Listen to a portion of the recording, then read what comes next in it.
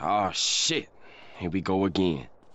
Video games. We have all played them in our childhood and some still do.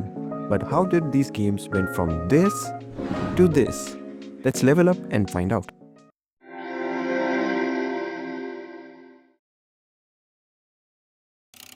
In 1958, physicist William Higginbotham created a two-player game called Tennis for Two. He made it just by using an oscilloscope and an analog computer. Anyway, there was a problem with these analog computers and oscilloscopes. They were huge, clunky, and processed very little information. Plus, they were limited to universities and research centers, making them far from commercially viable. That's why the 1950s and 60s saw only a handful of games, like Space War, Lunar Lander, Tennis for Two, and Hammurabi. It was the age of experimentation, but the world just wasn't ready to play yet.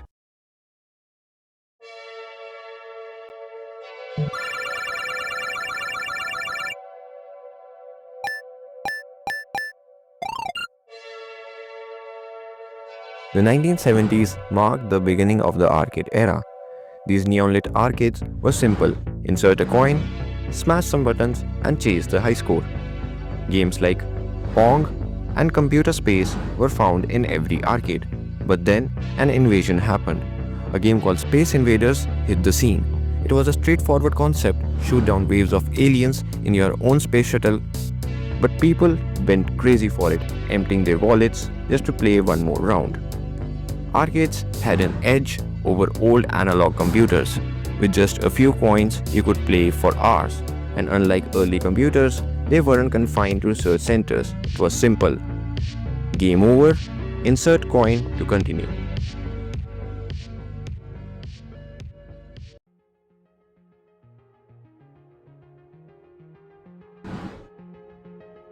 The 80s brought a major shift in gaming. Consoles began pulling people away from neon-lit arcades and into their homes, needing only a television to connect, making it a one-time investment. But the transition wasn't smooth, as in 1983, the great video game crash shook the industry. Atari, the giant behind Pong, controlled nearly 80% of the market. However, as demand for games and consoles surged, Atari struggled to keep up. In a rush to meet expectations, they overproduced glitchy games and defective consoles. Unable to sell the excess, Atari famously dumped thousands of unsold game cartridges in an abandoned landfill in New Mexico. Their stocks and sales plummeted, and the future of gaming looked bleak. Then, a Japanese company named Nintendo stepped in with a game-changing console, the Nintendo Entertainment System, or NES.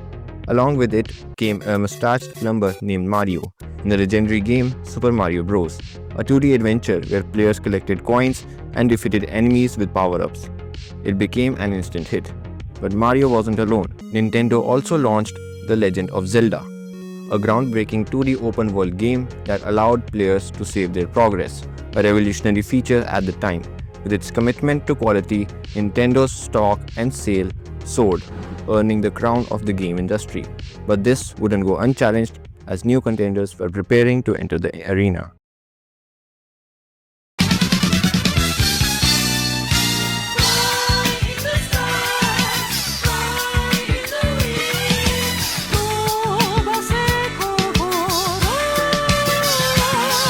The 1990s saw Japan dominating the video game industry, with Nintendo leading the charge.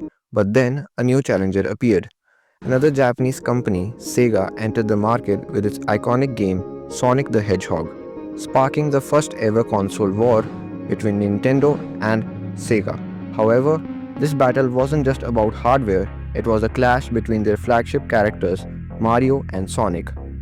As the console war raged on, a new contender emerged. In 1994, Sony, yet another Japanese giant, launched the PlayStation 1 with blockbuster titles like Final Fantasy, Metal Gear Solid, and Resident Evil. The PS1 became a massive success. But Nintendo wasn't ready to back down.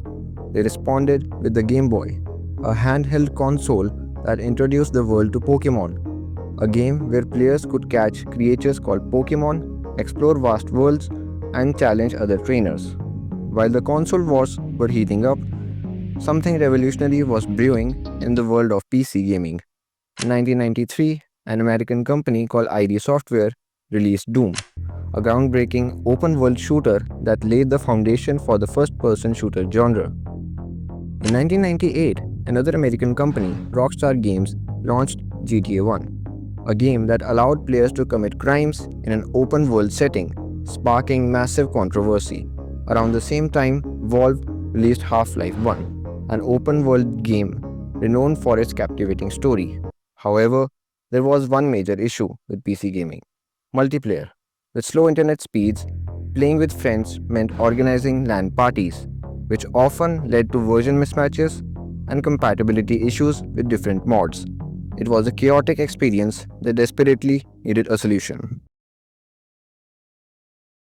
In 10, 9, 8, 7, 6, 5, 4, 3, 2, 1. Happy 2000! It was the year 2000, a new millennium and new possibilities for gamers. But for PC gamers, the LAN problem still persisted. Then, Valve stepped in. Remember Half-Life 1? Valve was preparing to release Half-Life 2. But there was a catch. It was restricted to a platform called Steam and required online activation. In an era of slow internet, this was a bold move. Gamers were furious. Imagine buying a game only to find out you needed internet to activate it. Despite the backlash, players were eager to play Half-Life 2 after the massive success of its predecessor. Slowly but surely, they were connected to Steam to activate the game. It was a one-time activation, and then the game was theirs. This strategy worked. Steam's player count quickly skyrocketed. With this growing user base, Valve solved the LAN problem by providing a unified platform for downloading games and mods. They went on to release hits like Counter-Strike, Portal, and Team Fortress 2, cementing Valve's success. Meanwhile, Rockstar Games made a return with GTA 3, an open-world game with an engaging storyline. This was followed by GTA Vice City, a nostalgia-filled journey into the 80s that captivated players with its advanced graphics and immersive narrative. But Rockstar didn't stop there. They then released GTA San Andreas.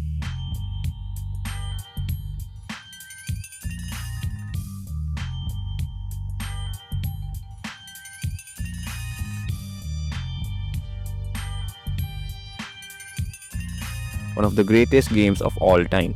It featured advanced mechanics, high-quality graphics, and an expansive, gripping story that kept players hooked. Rockstar continued to dominate the market with other iconic titles like Red Dead Revolver, Red Dead Redemption, and Bully. In 2008, they released GTA 4, which boasted improved mechanics, a complex plot, and top-tier quality. With an impressive lineup of exceptional games and storytelling, Rockstar became one of the most influential gaming companies of its era. The 2000s truly belonged to Rockstar. On the console side, Sony launched the PlayStation 2, accompanied by a library of groundbreaking games.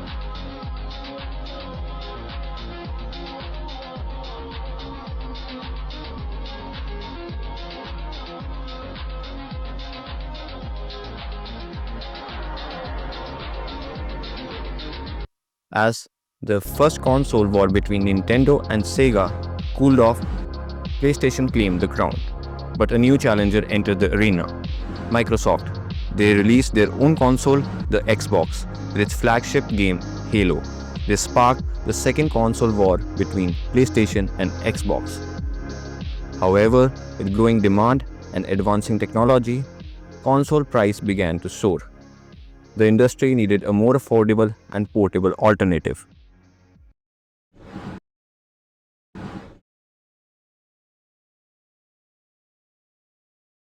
As the world moved faster, so did our need for entertainment on the go. The smartphone was perfect for it. It had everything you needed and could fit right in your pocket. It was like a portable console. It all started simply. Angry Birds catapulted us into physics-based fun. Fruit Ninja made us slicing masters, and games like Subway Surfers and Temple Run took us on endless running adventures. These games were quick and easy to play, but beneath that simplicity lay something powerful: accessibility.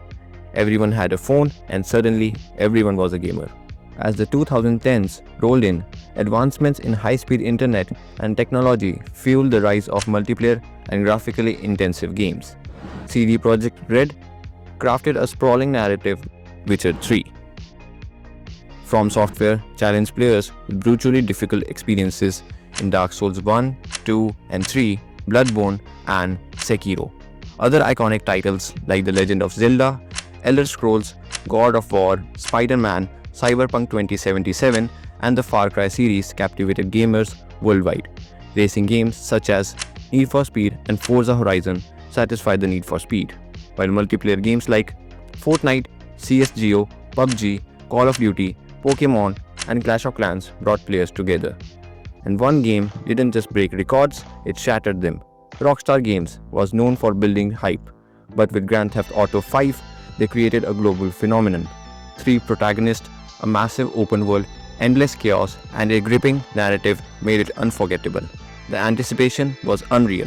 Fans lined up at midnight, social media buzzed with excitement, and on release day, the game was all over the news. And the game made almost $1 billion in sales in just the first 24 hours. GTA 5 became the highest and fastest grossing entertainment product of all time. But Rockstar didn't stop there. They released Red Dead Redemption 2, a game still considered one of the most detailed ever made, with breathtaking landscapes and an emotional story that served as a prequel to Red Dead Redemption 1. It was a true masterpiece. The 2010s weren't just about graphics or sales, they were about experiences. Esports exploded in popularity with games like CSGO, while Minecraft gave us the freedom to create anything we could imagine. Gaming was no longer just a hobby, it was a way of life. Even now, in an age where games are more mainstream than ever, they still face criticism and misunderstanding. Some see them as distractions, some addictive escapes from reality. But just like any form of entertainment, it's about self-control and balance. Gaming isn't inherently good or bad, it's what we make of it. It's a choice. From bouncing dots on oscilloscopes to vast open worlds rendered in 4K, video games have come a long way. They have grown up with us, shaped our childhoods, and become a cultural force that connects billions. We don't know about the future, virtual reality, or neural chips, but no matter how advanced, one thing remains the same: the joy of play, the excitement of discovery, the thrill of challenge, the connections made across screens and oceans. Gaming isn't just about winning or losing, it's about experiencing, it's about feeling. In the end, gaming is just about one thing: the human experience.